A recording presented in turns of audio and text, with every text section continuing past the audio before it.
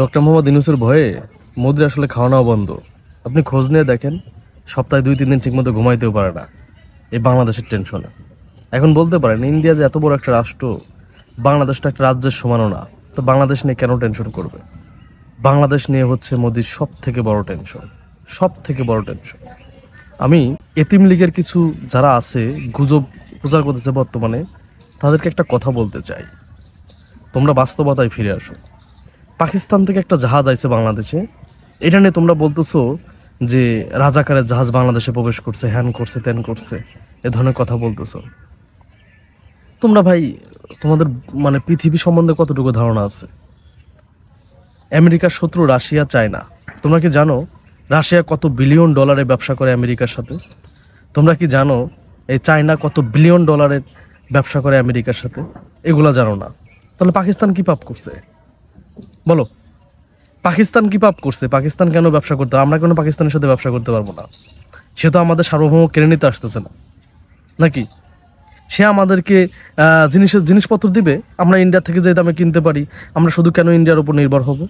India যদি এগুলো বন্ধ করে দেয়, ফলে বাংলাদেশের মানুষ কী করবে? বাংলাদেশের মানুষ কী করবে? আমরা ইন্ডিয়ার উপর কেন নির্ভর হব? আমাদের তো পৃথিবীর বিভিন্ন দেশের সাথে সম্পর্ক রাখতে হবে। এটা কিসের স্বার্থে? আমাদের দেশের স্বার্থে। ইন্ডিয়া যদি পণ্য রপ্তানি বন্ধ করে দেয়, আমাদের কিছু করার থাকবে না। আমরা যারা এতিম লীগের আছি, গুজব লীগের আছি, তারা সবাই কি করব?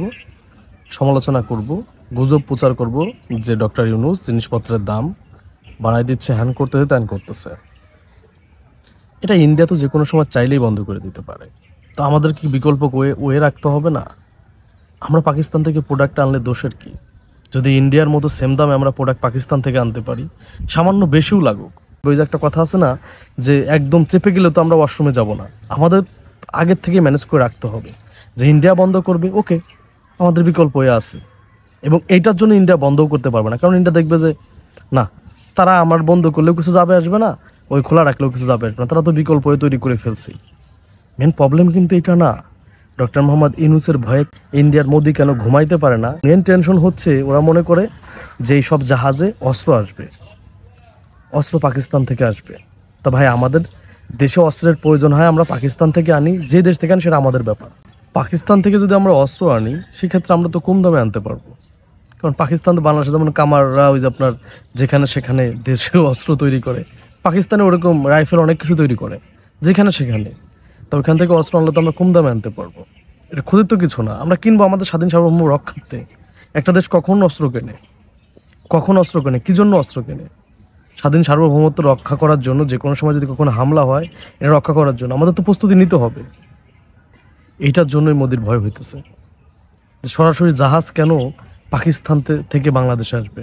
সরাসরি আসছে, আগে কখনো আসে নাই। কিন্তু এই স্বাধীনতা 53 বছরে সরাসরি কোনো জাহাজ বাংলাদেশে আসে নাই, ডাইরেক্ট পাকিস্তান থেকে বাংলাদেশে আসছে। এইটার জন্য মোদির ভয় হচ্ছে। মোদি মনে করতেছে যে ডক্টর মোহাম্মদ ইউনূস হয়তো 7 সিস্টার একটু উত্তপ্ত করবে, 7 সিস্টার যারা বিদ্রোহী গোষ্ঠী আছে ওদেরকে উত্তপ্ত করে দিবে। এখন 7 সিস্টার উত্তপ্ত করলে কি হবে? আপনারা মনে করতে পারেন একটা রাজ্য চলে গেলে কি হবে? এবার ধরেন 7 সিস্টার যে রাজ্যগুলো আছে, এই রাজ্যগুলো আলাদা হইলে কি হবে ইন্ডিয়ার? শুধু একটা সাইড আলাদা হবে না, 7 সিস্টার আলাদা হইলে ইন্ডিয়ার সর্বনিম্ন 5 ভাগ হবে। হায়দ্রাবাদে খোঁজ নিয়ে দেখেন, পাঞ্জাবে খোঁজ নিয়ে দেখেন, কেরালায় খোঁজ নিয়ে দেখেন, ওরা আলাদা হওয়ার জন্য প্রস্তুত হয়ে আছে। যখন একটা রাজ্য আলাদা হয়ে যাবে, তখন ওরা বলবে ওরা আলাদা হয়েছে, আমাদের আলাদা করে দাও। তখন ইন্ডিয়ার মোদি যাবে পাগল হয়ে, তখন কিচ্ছু করার থাকবে না। এই জন্যই ডক্টর মোহাম্মদ ইউনূসকে নিয়ে মোদির ভয় হয়। খাইতে পারে না, ঘুমাইতে পারে না, যদি ডক্টর মোহাম্মদ ইউনূস 7 সিস্টার উত্তপ্ত করে দেয়। এই ভয়ে মোদির খাওয়া নেওয়া নেই, ঘুম হারাম হয়ে গেছে। ঘুম হারাম সামনে আরও হবে, শুধু দেখতে থাকো। ধন্যবাদ সবাইকে।